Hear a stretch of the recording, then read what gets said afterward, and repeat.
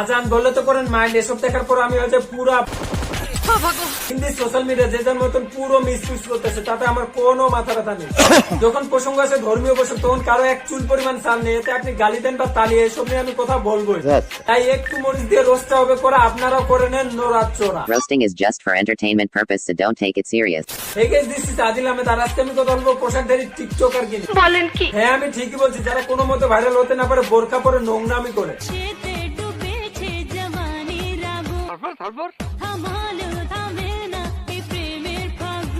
আপনি তো সেলসেলায় বেচতে দেন। বোরকা একটা ধার্মিক পোশাক, যেটা পরা কারণ হচ্ছে মেয়েদের শরীরে কাঠামো যাতে বোঝা না যায়, আর এর ফলে কোনো পরপুরুষ একটি মেয়ের প্রতি আকর্ষিত না হয়। আর এদের থেকে হোকা ভর্তি করেন যারা বয়ফ্রেন্ডের টাকা চিল করবে, বাপের টাকা পিল খাবে, ইনস্টাগ্রামে ঘোষা মাজা করে ছবি দিবে, ইডিট ইডিট।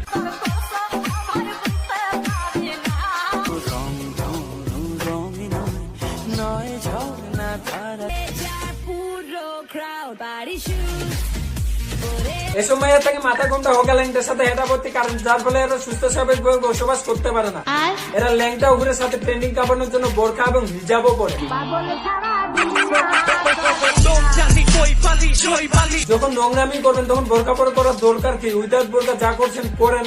বোরকা একটি সম্মানী পোশাক, এটি সুশীলভাবে করলে প্রত্যেকটা মানুষ ওই মেয়েটিকে যথেষ্ট পরিমাণে সম্মান করে। সঠিক বলেছেন।